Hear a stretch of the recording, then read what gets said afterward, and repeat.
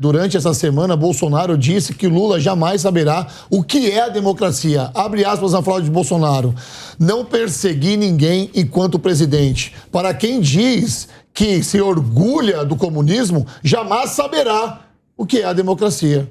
Infelizmente, a democracia que ele conhece é a de Fidel Castro, de Nicolás Maduro e de Daniel Ortega, fecho aspas. Alessandro Negão, já vou começar com você esse assunto. Foi um evento essa semana aqui, né, que colocou duas pessoas aí no PL, uma delas Fernando Holliday e a outra Lucas Pavanato, que se filiaram ao PL, e o Bolsonaro de fato apareceu e acabou falando isso. O que você acha da fala de Bolsonaro? Ele está certíssimo.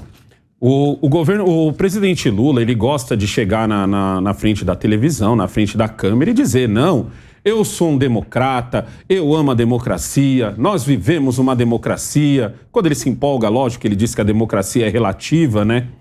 Mas ele gosta de falar isso, ele gosta de dizer assim, o PT nunca tentou...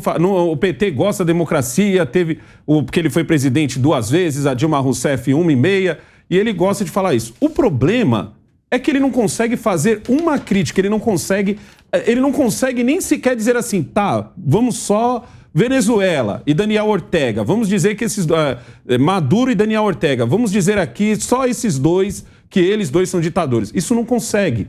Ele não consegue e ninguém de esquerda, exceto o Felipe, óbvio, conseguem fazer isso. Por quê? Porque parece que isso está entranhado, isso está na estranha do pessoal de esquerda não conseguir admitir esse tipo de coisa. Na minha opinião, é porque o sonho deles é fazer isso aqui no Brasil.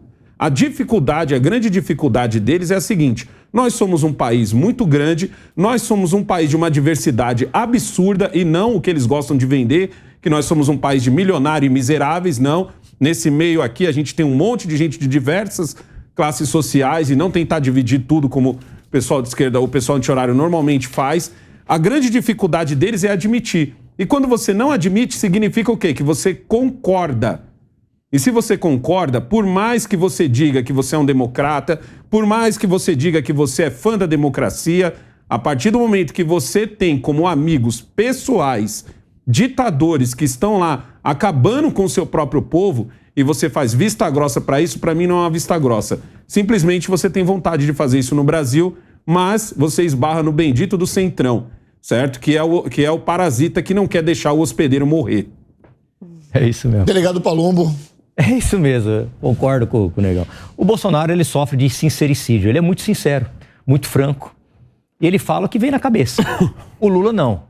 O Lula é aquele espertalhão que quer levar vantagem em tudo. Então ele não vai brigar com as grandes emissoras, ele não vai bater de frente com o STF, ele vai tentar agradar todo mundo, ele vai tentar ser amigo de todo mundo e nisso ele vai apunhalando todo pelas costas e conseguindo o seu viés político ideológico. Uma pessoa que se associa a ditadores não pode prestar. Diga com quem tu andas que direis quem tu és. Os iguais se atraem. É isso. Felipe Monteiro, enquanto presidente, o Bolsonaro tem razão de falar que ele foi a favor da democracia, colocando Lula agora como contra a democracia. No período de 4 anos, o presidente Bolsonaro, o ex-presidente Bolsonaro, foi democrático? Eu acho que esse é o grande problema da discussão política atualmente. Não é? A direita olha para a esquerda e fala que todo mundo de esquerda é socialista, comunista. A pessoa da esquerda olha para o pessoal da direita e fala que todo mundo é fascista e nazista. Ou seja, a gente vive uma narrativa completamente distópica da realidade, né? O comunismo, depois da queda do Muro de Berlim, não existe mais essa discussão de país comunista, nós estamos voltando ao comunismo, você que é de esquerda, você é comunista. O nosso sistema global é o capitalista, né? É o capitalismo, né? O comunismo é o sistema global de produção, né? Ou seja, não existe um país isolado que vive o comunismo, né? O que acontece, por exemplo, na Coreia do Norte, em Cuba e outros países do mundo ditatoriais, de fato ditatoriais, é aquilo que a gente chama de capitalismo de Estado. Por que capitalismo de Estado? Porque esses países têm a mais-valia ainda. É a mais-valia que acaba sustentando a burocracia estatal, né? Quem é burocrata em Cuba vive bem pra caramba. A população passa fome. Isso não é comunismo. Isso é capitalismo de Estado, porque a mais-valia dos trabalhadores serve para subsidiar esses burocratas todos, né? Mas a esquerda faz jus a isso também, né? Como bem disse o Negão, né? O Lula e essa esquerda tradicional e ultrapassada não tem condição e não conseguem olhar para esses países como Cuba, Nicarágua, Coreia do Norte e falar que ali é um país, é um governo ditatorial, autoritário, né? Então a esquerda tem que fazer a meia-culpa também por essa alcunha que a direita coloca nela, né? Assim como, né, a direita também, por ser de certa forma autoritária em muitos aspectos, também acaba ganhando a alcunha da esquerda de que a direita seria fascista, né? Mas isso é só narrativa barata. O que o Brasil precisa é discutir projeto. Eu quero saber qual que é o projeto de governo do Bolsonaro. Qual o projeto? Qual o projeto de governo do Lula? Ninguém sabe. Ele fica nessa picuinha, é comunista, é nazista. Para com isso, tudo saco cheio dessa discussão. Peraí, Felipe. Você tá vendo? Ele tá quase de direita já. Você não tá com febre, você tá bem. Ele tá quase de direita. Hoje... Ele vai dar uma volta de Kombi comigo e vai se virar à direita. Felipe Monteiro nesse programa de hoje. Obrigado, Felipe Monteiro. Carol, eu observando ele falar aqui, eu fiquei pensando numa coisa, tá? Nós temos direita, esquerda e centro, ok? Será que o Lula está criando uma nova tendência, o lulismo, que pega um pouco... que ele foge um pouco da esquerda. Quando eu vejo o Felipe defender aqui, o Felipe é uma pessoa de esquerda, eu vejo um bom senso nos argumentos. Muito bom senso. Eu vejo... Negão, tô falando besteira aqui ou não? Não. Eu vejo E o Felipe não é exceção. No meu Twitter eu tenho vários caras anti-horário igual o Felipe, onde eu jogo um xadrez verbal direto com ele. Tudo bem. Então, o que eu vejo aqui, na verdade, é um bom senso, entre outras pessoas que também são de esquerda e têm esse bom senso. Aí, quando eu vejo o Lula com as suas narrativas, me parece que ele está criando uma nova tendência, que é o lulismo. Eu não sei se isso é um fenômeno, ou não sei se é uma conjuntura aqui, eu não sei o que eu estou pensando, mas tem algum sentido para você isso? Na verdade, para mim, se a gente pensar que o lulismo não é nenhum nem outro, o que eu penso sobre esse assunto, Rodolfo? Lula tá, na visão dele, acima de tudo isso. Ele não tá nem aí se ele é direita, se ele é esquerda, se ele protege o meio ambiente, se não protege, vai explorar petróleo lá na Amazônia, se não vai, se vai abraçar a causa do LGBTQIA+, se não vai. Ele quer saber de permanecer no poder. E como que eu entendo isso? Desde que ele foi para a viagem da China, logo que ele assumiu, a gente falou, ele quer ganhar o Prêmio Nobel da Paz, tá correndo atrás disso para ser o grande líder mundial. Mas depois que ele foi para a China, eu senti que ele gerou uma autoconfiança para apoiar todos esses partidos, China e Rússia, né, para apoiar a guerra da Rússia, da guerra da Rússia na Ucrânia, né, ficou mais para ir para o lado da Rússia, para apoiar as ditaduras comunistas, para apoiar todo esse pessoal de esquerda aqui da América Latina. Eu senti muito autoconfiança da parte dele. Ele sabe o que ele está falando, ele sabe que democracia não é relativa.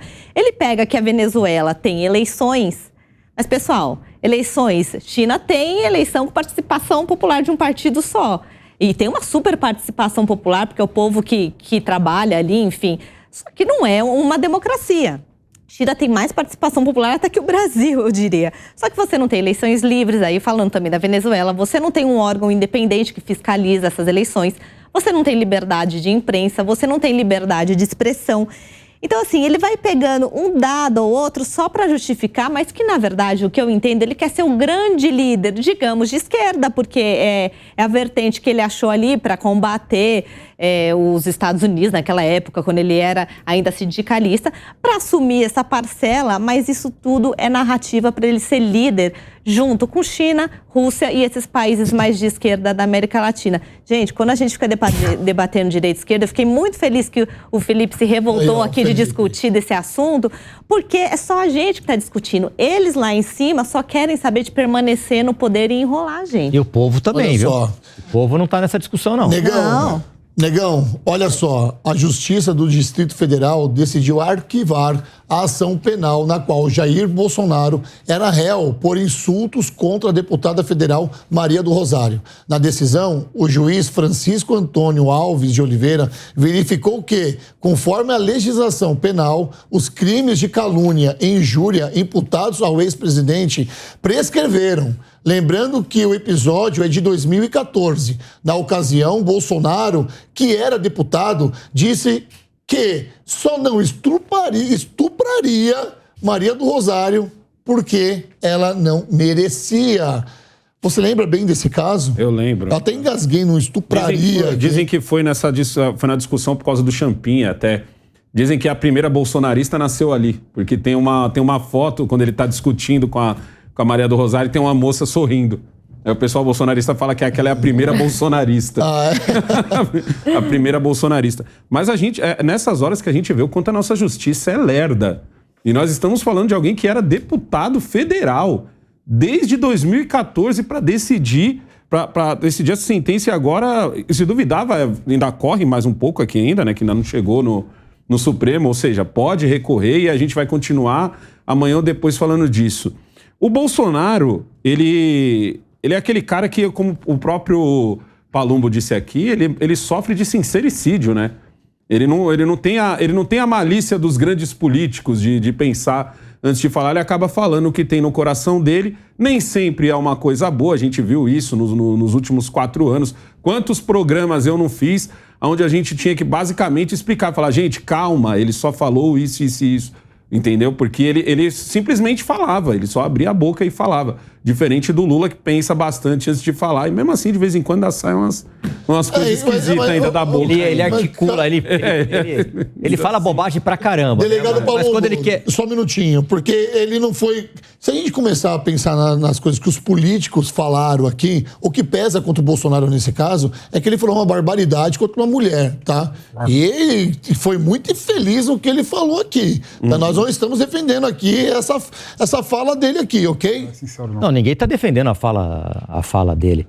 Mas eu vou te dizer uma coisa, viu? Esse pessoal aí anti-horário, parafraseando meu amigo Negão, eles provocam o tempo todo, viu? O tempo todo pra você sair da linha. Inclusive lá o Jean Willis não cuspiu na cara de um deputado. Eu tô tentando lembrar o nome de quem que ele cuspiu. Acho que foi do próprio Bolsonaro. Não, o próprio Bolsonaro. Então, né, eles provocam o tempo todo. Eu sei o que eu tô falando, porque eu tô lá. Entendeu? Eles provocam, eles ficam querendo que você cometa algum erro. Entendeu? Eles te induzem a você falar alguma coisa. Então você tem que pensar muito antes de falar. Claro que a gente não está concordando com essa frase aqui do Bolsonaro. Mas é o que o Negão falou, né? Ainda cabe um recurso e a gente não sabe o que vai sair lá do Supremo. No âmbito jurídico, Felipe Monteiro, como é que fica isso agora? A Maria do Rosário ela pode recorrer? Porque, olha só, após a decisão da Justiça, Maria do Rosário disse que o arquivamento não faz cessar as razões pelas quais ele foi acusado dos crimes de injúria e apologia ao estupro. É isso que diz no âmbito jurídico? No âmbito jurídico, a prescrição é causa de extinção da punibilidade. Ou seja, o Bolsonaro ele foi absolvido, né? Nesse caso específico, por conta da prescrição. E não cabe recurso, né? Dá até para recorrer, mas não tem como dar certo, né? Porque realmente se passaram os 3 anos. Será? Paulo. Olha o que fizeram com o Deltan. Se passaram os 3 anos. Mas é difícil. Aí é texto legal de contar Mas se a gente for pensar assim, olha o que fizeram com o Deltan. Mas ali usaram um exercício de futurologia. Dificilmente. Agora, eu queria só deixar claro alguma coisa aqui, né? Não dá para falar que essa declaração do Bolsonaro foi uma declaração sincera dele. Foi uma declaração completamente errada, mais do que errada, foi uma declaração criminosa. Né? Ele não falou apenas para a Maria do Rosário que não vai estuprar ela porque ela não merece. Ela falou que não vai estuprar ela porque ela não faz o tipo dele e porque ela é feia. Ou seja, uma agressão com todas as mulheres de fato. Né? Não se pode falar um negócio desse. Entendeu? Não dá para você relativizar e atenuar essas palavras do Bolsonaro, né? Que realmente foi errada, foi criminosa mesmo. Né? Ele deveria estar realmente sendo processado por crime de calúnia e difamação. Porque, com certeza, violou a moral e violou a reputação da Maria do Rosário, que é o crime de injúria e de difamação. Então, ou seja, não tem como passar pano, não. Agora, o que me deixa irritado... Em 2014, deveria ter sido mais rápido, O que me deixa irritado é a paralisação da justiça em tramitar esse caso. Né? Porque, com certeza, quando o Bolsonaro virou presidente, esse caso foi suspenso. Né? E passaram 4 anos suspenso o caso. E quando voltou, o promotor falou assim, poxa, pela minha conta aqui, de 3 anos, né, da prescrição do crime de injúria e difamação, não dá tempo para você processar ninguém. Então, ele pediu a prescrição do caso. A inércia da justiça, que nesse caso caiu na Maria do Rosário, ela cai nas costas de todo mundo o tempo inteiro. É um absurdo, né? E olha só, Carol, porque além disso, foram arquivados outros 4 processos contra Jair Bolsonaro. Ou seja, coisas do Bolsonaro que estão se resolvendo agora. Mas eu ainda quero bater aqui, mesmo ele ter sido absolvido desses outros casos, ter sido arquivado no caso, esse caso da Maria do Rosário é um caso sério. É muito sério, Sim. muito sério, é chocante, é deplorável e eu temo em falar isso toda vez que eu vejo uma agressividade política, eu falo que é uma agressividade com o povo brasileiro. E aí para qualquer lado, se é Bolsonaro, se é Lula, se é Jean Willis, se é o que for. Quando o Jean Willis falou aquele absurdo, acho que faz uns 15 dias atrás, contra o governador do Eduardo Leite, o Eduardo Leite é extremamente respeitoso, independente se você concorda. Pacato, né, Carol? Exatamente. O cara zero de briga. E é o que tem que ser. Os caras têm que representar a gente e não ficar com essa briguinha aí que só ilude o povo que tá brigando por eles, mas não é. Aquilo é tudo uma cena. O que o Bolsonaro falou, ele já falou bastante besteira. A gente tem que falar, eu sou de direita e tal, porque o povo acha que só porque você julga uma coisa você não é. Mas é um absurdo. E falar de uma mulher assim foi extremamente agressivo, é nojento. Mas uma discussão que eu coloco em pauta também aqui, e que é, na verdade, uma dúvida que eu tenho, eu ainda não tenho conceito formado por isso, é sobre a imunidade parlamentar.